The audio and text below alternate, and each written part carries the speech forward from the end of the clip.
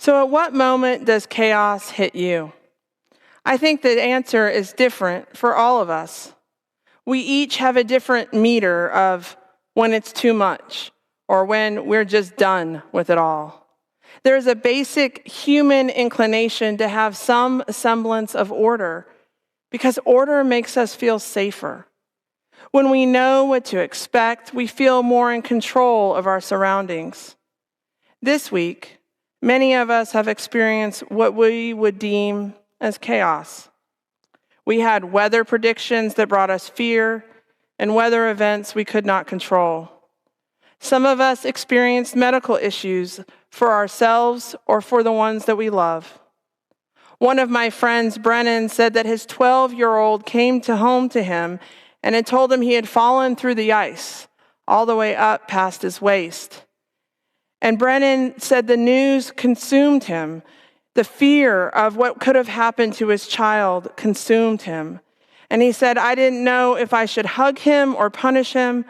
I felt like I had failed to teach him, to protect him. It was just another response to the lack of safety that many of us are feeling. We see images of violence in the news in Minnesota, and we are afraid. We hear of Americans killed by federal agents, and we are scared. When we consume the chaos around us, we can easily fall into despair.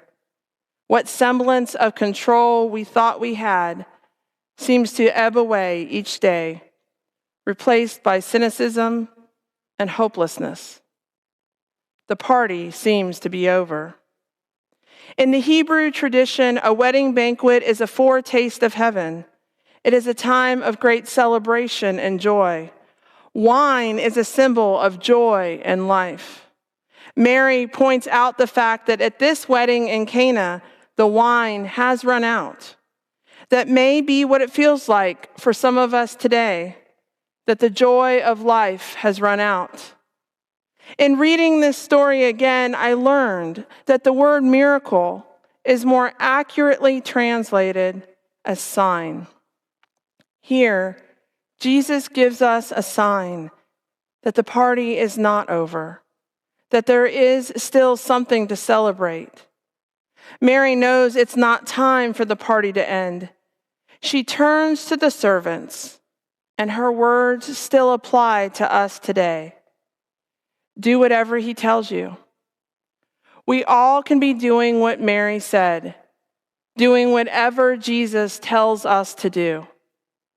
In this situation, no one is going to bring more wine. It's all gone. There is nothing left. When we feel like there is nothing left, it may feel impossible to find hope. But Mary trusts that Jesus can make a way.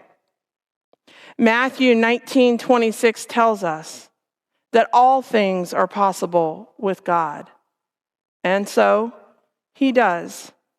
Jesus makes a way for the party to continue when everyone else thought there was nothing left. Jesus makes something out of what seems like nothing. Jesus turns a crisis into a reason to celebrate. Jesus takes the abundance of ritual cleaning water that is present and he turns it into the best wine the chief head waiter has ever tasted. We Christians who know the whole story of Jesus' plan for salvation have a wider perspective on this sign from Jesus.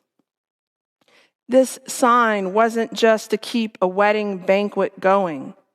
It was a sign to point us all to something far more valuable, that the source of life never runs out.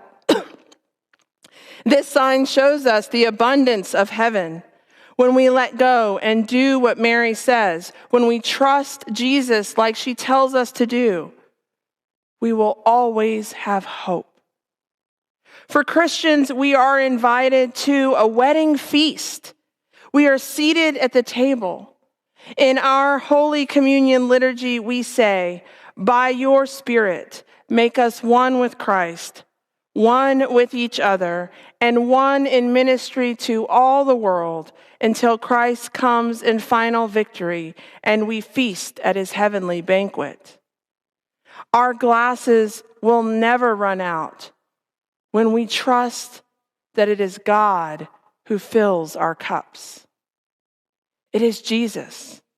It is Jesus, his life, his death, his teachings, his resurrection, that is our constant source of hope, even in the midst of the most harrowing times in our lives.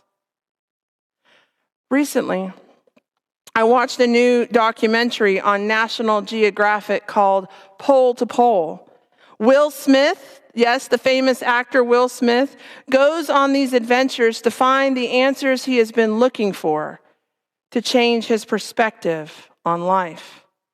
In an interview promoting the show, he tells about his time going diving in the Arctic. He is to dive into the freezing water, to go under the ice and collect a sample of it for scientists to study. He tells us that as soon as he gets under the water, he hears in his earpiece, "Abort, abort." It turns out that his diving partner's mask has come loose and is filling up with water.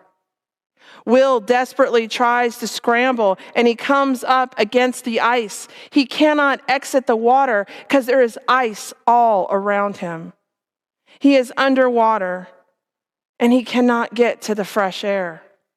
He starts to panic, and in his panic, he knocks his own mask and water starts to seep in. Then he hears, "Sit back, I gotcha." And he starts to feel himself being pulled by the tether that he had forgotten about, the tether that the panic had erased from his memory. He said once he felt that tether, he knew he was okay.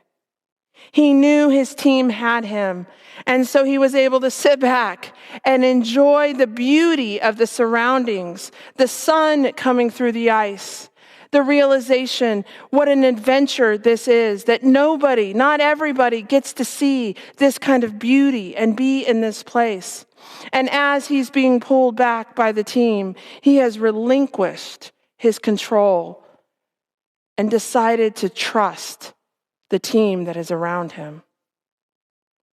We Christians, we have a tether, Jesus.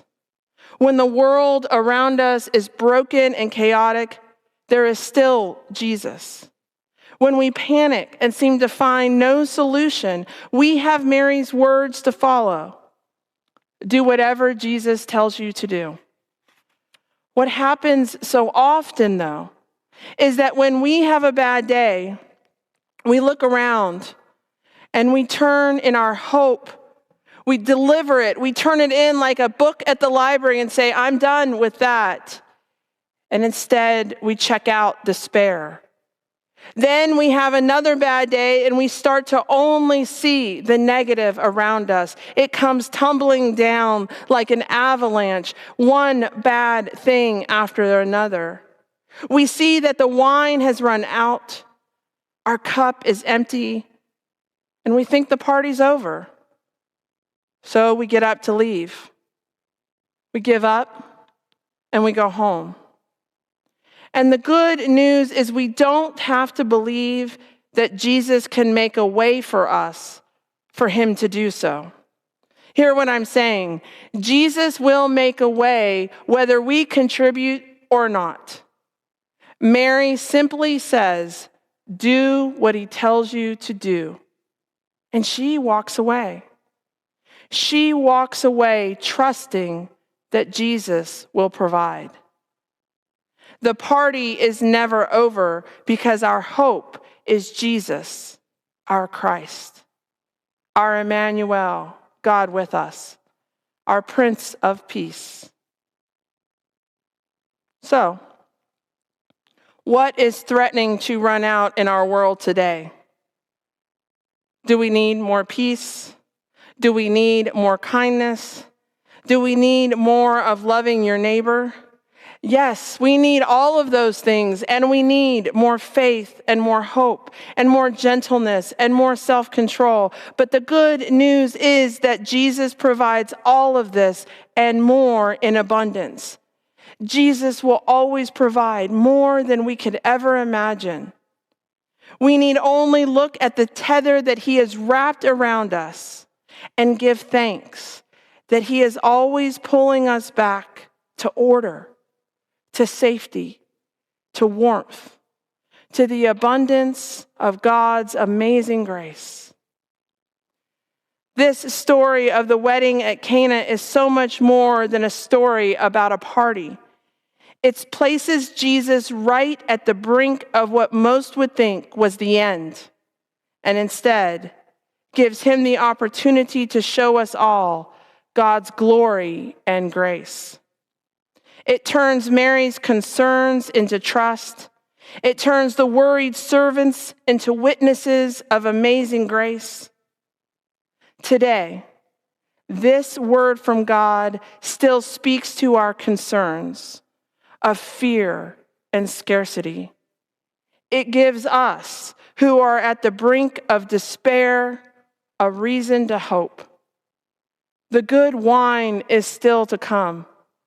Our cups are not empty, and we are not responsible for filling them up. So let's keep enjoying the wedding feast that God is providing for us. Our Jesus is the source of life and joy. So let's trust him to take care of all of our worries today. Amen.